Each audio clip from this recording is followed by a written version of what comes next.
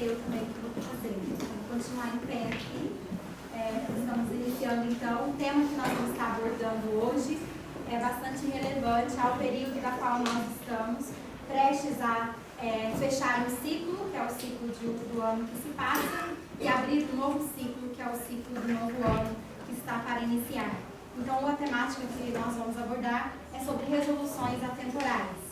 Então, nós rogamos que as bênçãos do mundo maior possam nos envolver os corações, para que possamos adentrar essa temática que é tão importante para nós, de considerações a fazer acerca do que nós desejamos planejar para a nossa evolução espiritual. Não só a nível do aqui e agora, mas principalmente a nível do que construímos de valores que serão e durarão para todo sempre. Então, quando nós remetemos à questão de atemporal, resoluções nós entendemos que seriam metas, objetivos, das quais nós traçamos para vivenciar. Mas atemporal é o que dá qualidade a essas resoluções. Quando nós refletimos acerca do que vem a ser atemporal, a primeira coisa que nos vem à mente é o tempo. Então nós vamos buscar, existem várias denominações de tempo, e nós queríamos utilizar o tempo de uma maneira positiva, buscando específico que vem nos dizer acerca da doutrina espírita como espíritos imortais. E encontramos na Gênesis um capítulo denominado Uranografia Geral, que fala do tempo, do espaço e dessas questões mais a nível da astrologia, mais a nível do cosmos. Uma mensagem lá presente de Galileu, psicografada por Camille Flammarion. E ele nos diz assim, que o tempo é apenas uma medida relativa da sucessão das coisas transitórias. Isso é o tempo para nós na Terra, quando nós vamos analisar. E Galileu dá um exemplo. Ele diz que é como uma gota que se desprende de uma nuvem e faz a sua trajetória até atingir o solo. Esse período que a gota faz da nuvem ao solo é um período de sucessão transitória, é um período de tempo, porque está sendo relativizada àquele contexto. Então, para nós, na Terra, nós poderíamos dizer a mesma coisa. O nosso tempo é relativo ao contexto e às referências que nós trazemos. Não é o mesmo tempo que se encontra por outras partes do universo. Nós vamos mais a fundo nessa questão. Galileu prossegue dizendo, a respeito do atemporal, que a eternidade não é sucessível de medida alguma, do ponto de vista da duração. Para ela não há começo nem fim, tudo lhe é presente. E isso vai de encontro ao que vem a ser atemporal. Não tem começo, não tem fim. Tudo lhe é presente. Não é passado nem futuro. Tudo é presente quando nós pensamos a respeito de eterno e atemporal. E tem outra classificação que vai nos auxiliar mais, que é mais direta. Está lá presente para nós no website da Sociedade Brasileira de Estudos Espíritas. O conceito lá de atemporal é determinada informação, conhecimento, mensagem que não está limitada a uma época ou período histórico, sendo sempre atual e funcional. É ali que é a pedra de toque para entendermos o que vem a ser temporal e resoluções atemporais para nós. Então, a busca das nossas resoluções, metas e objetivos vão estar agora, nós vamos refletir a respeito delas serem sempre atuais e funcionais. Quer dizer, vou funcionar hoje, daqui um ano, daqui 50, 100 e para toda a eternidade. Devem ser os valores que nós buscaremos como espíritos imortais. E ali nós vamos buscar, então, auxílio para entender como é que seria esse viver atemporal. Como é que nós trazemos isso para as nossas vidas como espíritos imortais, sejamos nós encarnados ou desencarnados. Então, buscamos o auxílio do professor José Herculano Pires, na obra Educação para a Morte. Então, para entendermos como viver plenamente, é fundamental nos educarmos para morrer. Mas não é o morrer limitador da linguagem terrena, é o morrer para as questões transitórias, porque a morte não existe, segundo o que nós aprendemos dentro da doutrina espírita. Jesus foi aquele que matou a morte, então nos trazendo os conceitos de que nós vivemos eternamente. Então nós vamos aprender o que significa isso com Herculano Pires. Ele nos diz que preparar para a vida é educar para a morte. As nossas metas vão ser mais ou menos assim. Então, ao começar o novo ano, nós vamos estar refletindo como é que nos preparamos para a morte. São reflexões profundas, mas nós vamos entender o que vem a ser. Ele prossegue dizendo que a educação para a morte não é nenhuma forma de preparação religiosa para a conquista do céu. É um processo educacional que tende a ajustar os educandos à realidade da vida, que não consiste apenas no viver, mas também no existir e no transcender. Então, os aspectos para que nós vivemos plenamente, com pujança, eles vão estar sendo embasados no viver, no existir e no transcender. Nós vamos ver a diferença dos três, mas essas resoluções que nós estamos aqui para refletir, para que nos auxilie, se nós já estamos traçando, ou se já traçamos, ou se nem começamos a traçar o que nós desejamos nesse novo ciclo que se inicia, vamos refletir então a respeito de viver, de existir e de transcender. O próprio Herculano Pires, na obra Evolução Espiritual do Homem, nos traz a diferença de viver e existir. Ele diz que os seres viventes são aqueles que se ocupam exclusivamente com as exigências do corpo, enquanto que os seres existentes transcendem estes anseios e buscam a satisfação da alma. Joana de Ângeles aborda isso também quando ela nos fala a respeito do homem biológico e do homem psicológico. Quer dizer, o ser vivente, segundo Herculano Pires, seria o homem ou ser biológico, que somente vive em função do corpo. Comer, dormir, fazer sexo se restringe somente a isso. O ser psicológico é aquele que já anseia tornar ser existente. Então já existem anseios de saciar a fome da alma, a sede do espírito, valores que nos preenchem a nível de crescermos psicologicamente. Vamos ver como é que seriam essas resoluções exemplificadas no viver, no existir e no transcender. No viver, nós vamos também buscar a ajuda do irmão X no livro Cartas e Crônicas. Então ele também tem uma metodologia lá, um capítulo denominado Treino para a Morte. Vale a pena estudar porque é mais profundo e aqui, devido ao tempo, só dá para trazer algumas pinceladas. Ele começa dizendo assim: comece a renovação de seus costumes pelo prato de cada dia. Então, se eu não me conscientizei de como eu me alimento, eu posso estabelecer isso como uma resolução atemporal. Por quê? Porque quanto mais o espírito evolui, nós aprendemos com aqueles que estão à nossa frente, nos ensinando agora, mais nós vamos nos espiritualizando. E isso significa que os nossos hábitos alimentares devem mudar.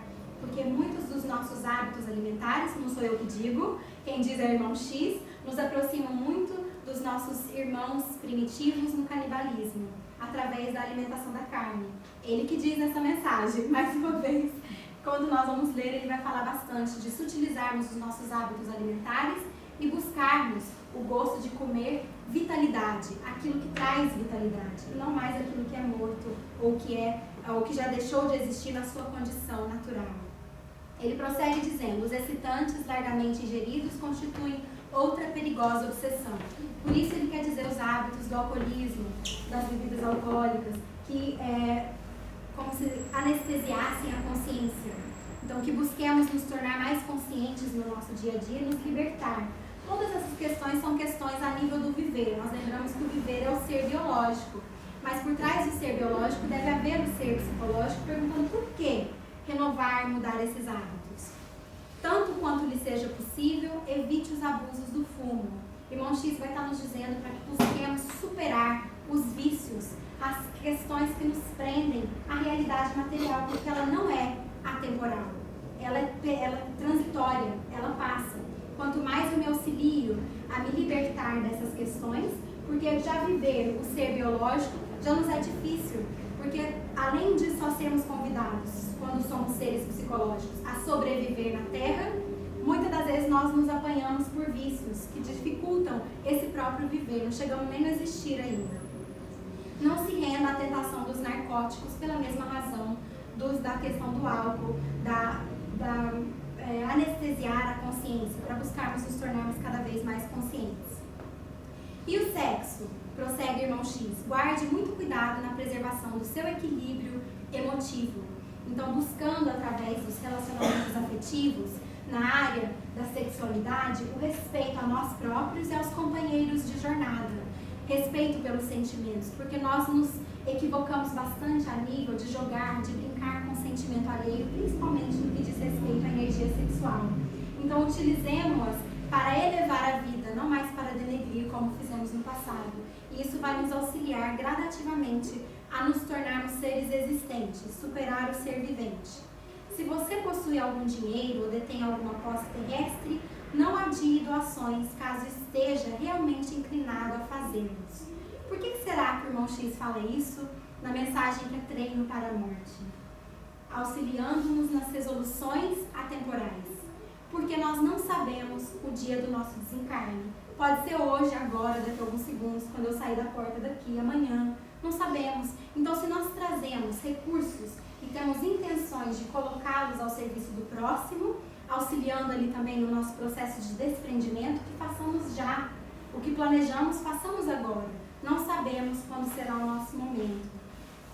Ele prossegue no viver, em família, observe cautela com testamentos. E na mensagem ele prossegue dizendo o porquê. Porque essas pendências administrativas causam muitas vezes humilhações para parentes, para familiares, maiores problemas se nós não resolvemos. Então, quando nós vamos fazendo resoluções atemporais, como nós lembramos lá no início, que serve para o momento atual e para todo sempre, e é funcional em todos os aspectos do nosso existir, nós vamos começar a resolver essas pendências para não ter que deixar para os outros, para permitir com que os outros possam prosseguir. Ame sua esposa, esposo, parceiro, companheiro, seus filhos, seus parentes com moderação, na certeza que um dia você estará ausente deles. Isso é um fato, é uma realidade, mas quantos de nós deixamos essa realidade para depois? E ali nos apegamos às criaturas, aos seres, causando muita dor àqueles que ficam e também para nós que partimos quando chega a nossa hora de partir.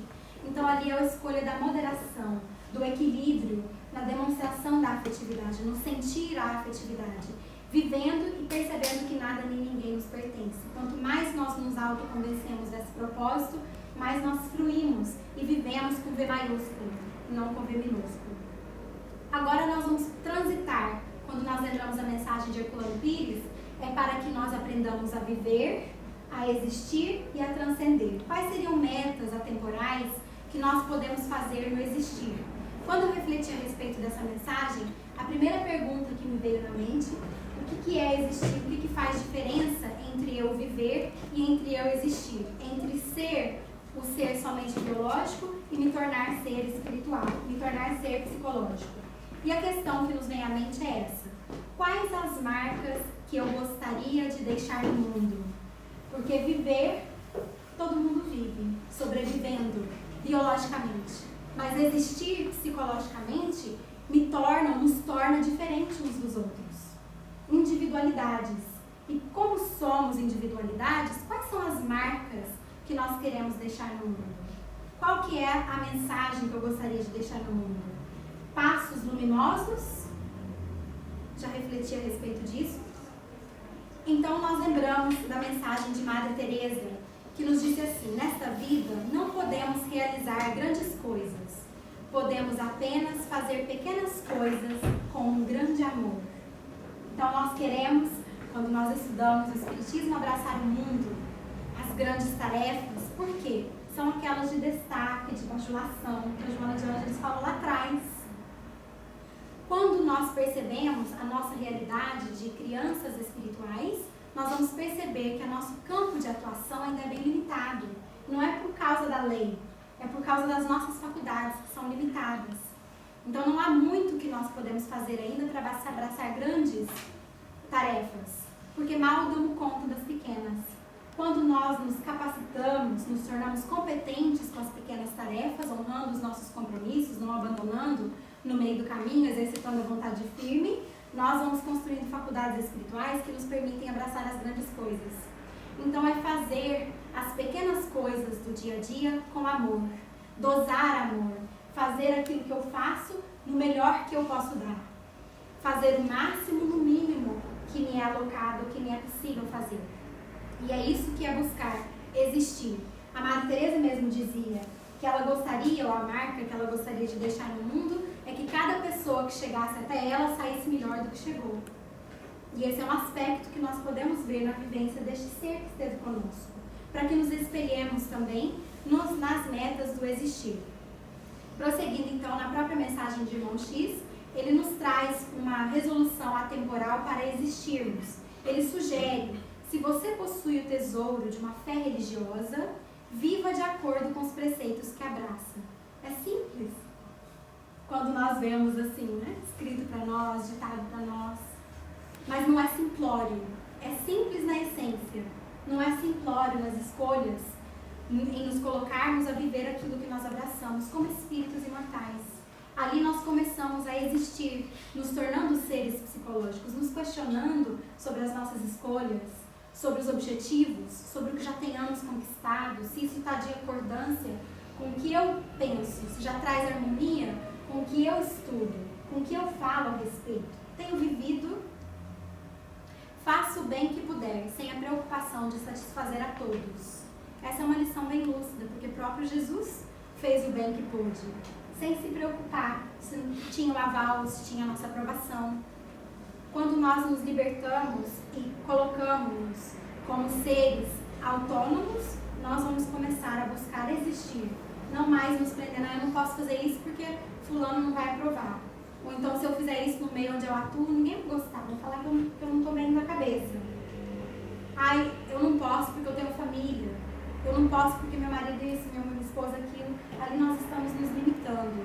É fazer o que puder sem a preocupação de satisfazer a todos, mas buscar a satisfação da própria consciência.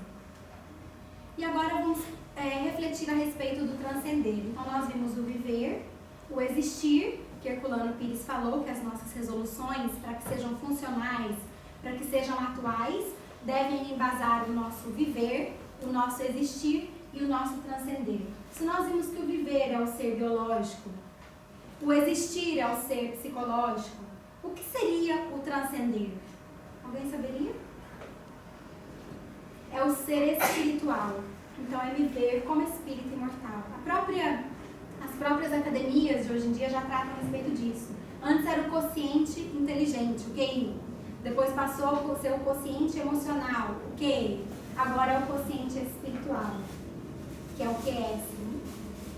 E Herculano Pires nos diz, então, a vida só tem sentido quando serve de preparação para vidas melhores. O destino não é viver como fera, mas viver para transcender-se numa escalada do infinito em busca das constelações superiores.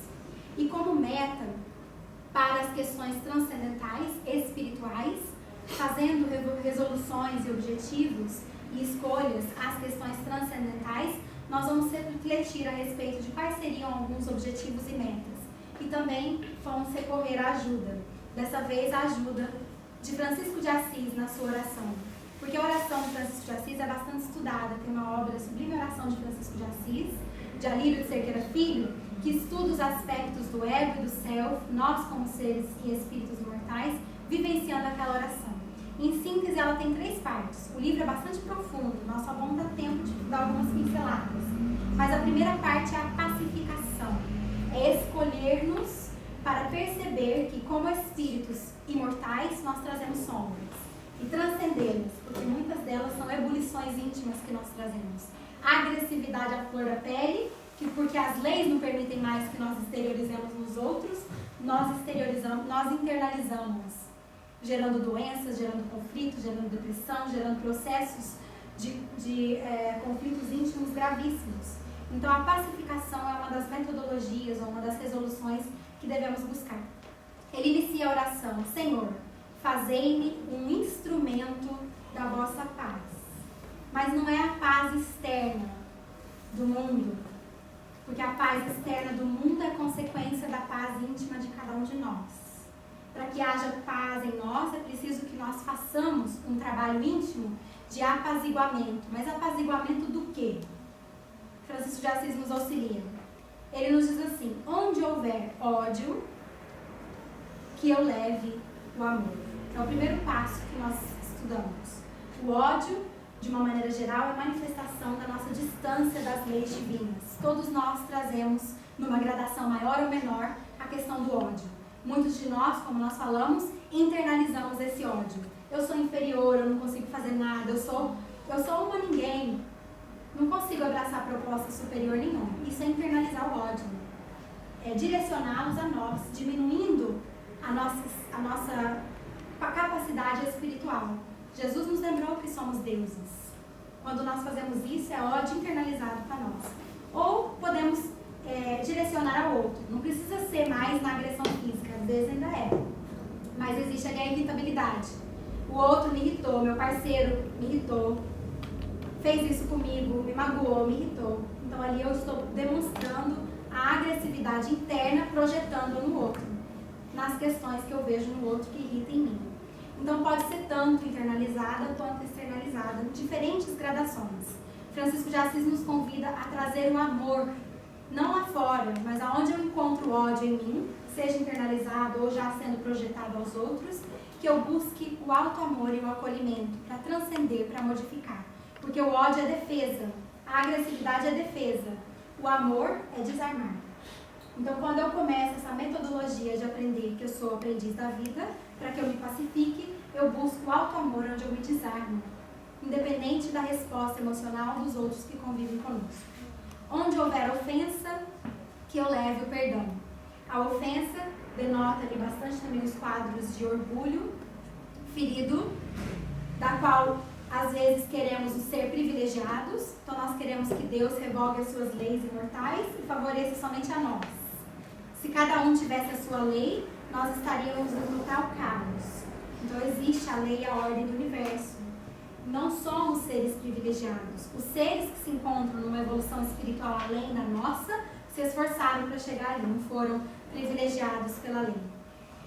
A outra questão é o perfeccionismo.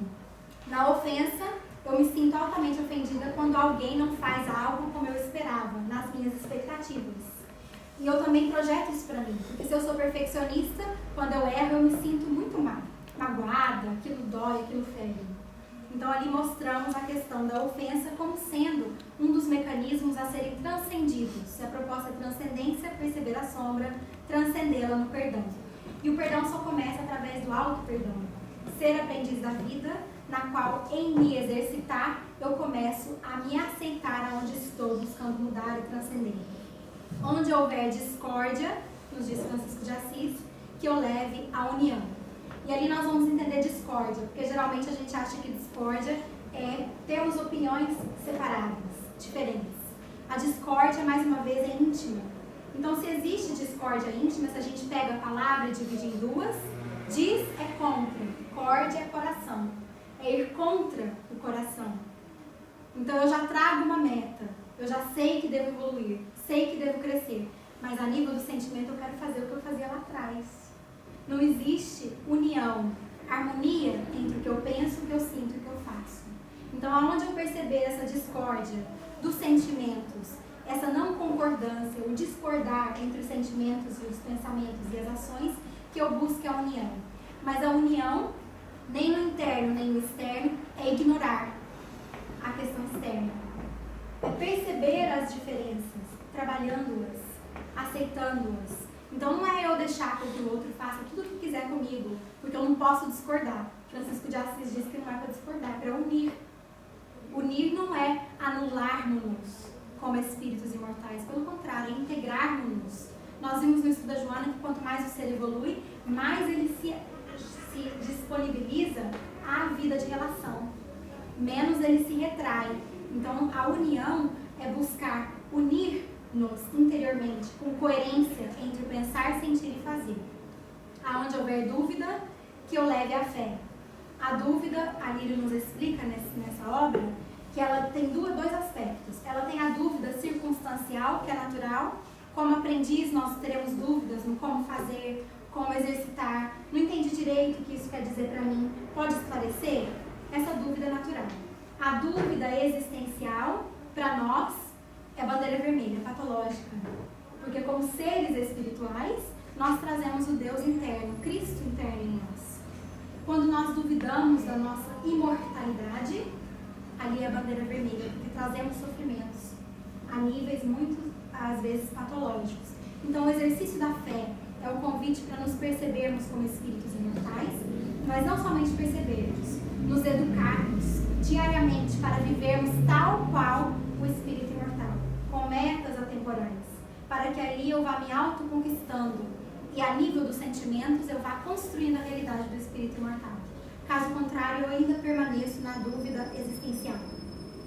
O erro, que é muitas vezes consequência da dúvida existencial, porque o erro, como nós vimos no estudo da Joana de Ângeles, ele trata bastante a respeito do real e do irreal.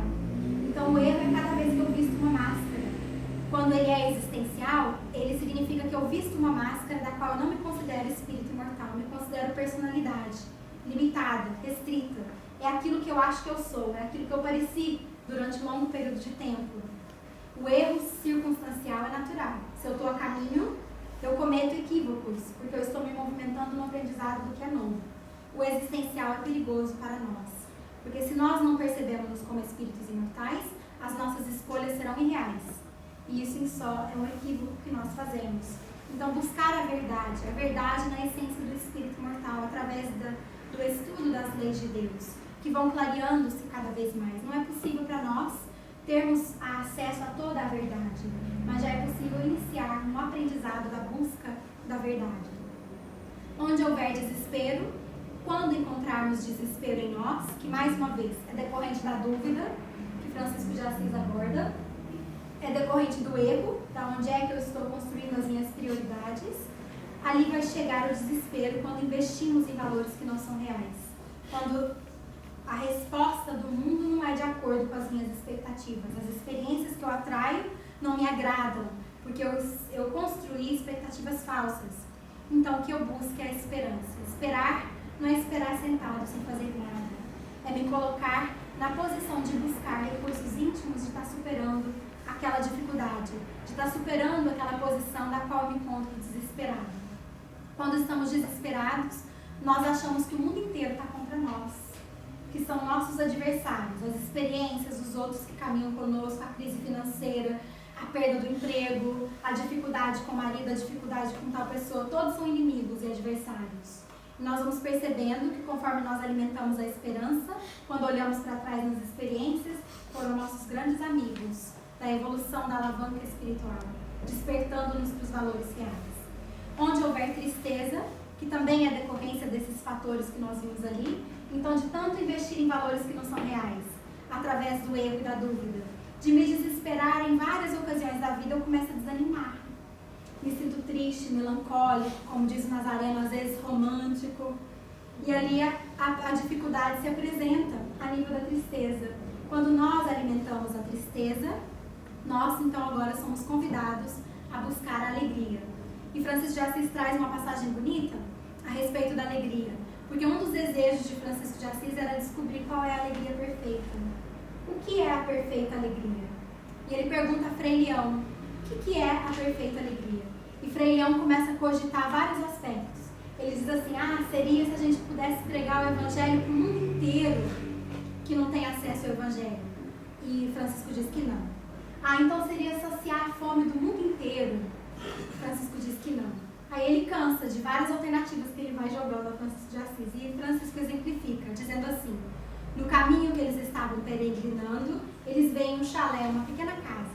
E eles falam assim, ele diz assim, depois de muito cansaço, muita fome, muita dificuldade no caminho, frio também, nós batemos a porta desse chalé e pedimos ao dono da casa que nos dê de comer do resto da sua mesa, as migalhas, a sopa. E ao nos ver, este ser nos escorraça de lá, nos xinga, nos ofende, e nós mesmo assim levantamos a cabeça aos céus e agradecemos a oportunidade de servir. Essa é a verdadeira alegria. Essa é a alegria da qual nós devemos investir. Face às adversidades, buscar a centralidade. Onde houver as trevas, que eu leve a luz. O segundo aspecto, devido ao nosso tempo que nós vamos dar uma corridinha, é a disponibilização. Na oração de Francisco de Assis, ele nos diz assim, Mestre, fazei com que eu procure mais consolar do que ser consolado, compreender do que ser compreendido, amar do que ser amado. Sair da posição de pedintes, sair da nossa miséria espiritual e buscar nos tornarmos doadores da vida. Melhor aquele que consola do que aquele que necessita ser consolado. Não estou dando mais trabalho, graças a Deus. Melhor compreender do que está exigindo ser compreendido. Ainda bem que cheguei na maturidade espiritual de buscar compreender. Por que o mundo não me entende? Ali denota a nossa infantilidade. E melhor amar do que ser amado, nos libertando e saciando a nossa carência interna. E nós finalizamos com a parte final da oração de Francisco de Assis, que nos chama a autonomia, como resolução atemporal para cada um de nós. nos libertarmos, nos tornarmos seres independentes dos outros e das questões internas e cada vez mais dependentes de nós e do Deus interno em nós. Ele encerra dizendo assim: pois é dando que se recebe, é perdoando que se é perdoado e é morrendo que se vive para a vida eterna. Nesse novo ano que se inicia, que possamos buscar nos doar mais para a vida, mas nos doar espiritualmente, não só a nível material, mas doar do nosso coração, da nossa presença, dos nossos melhores sentimentos.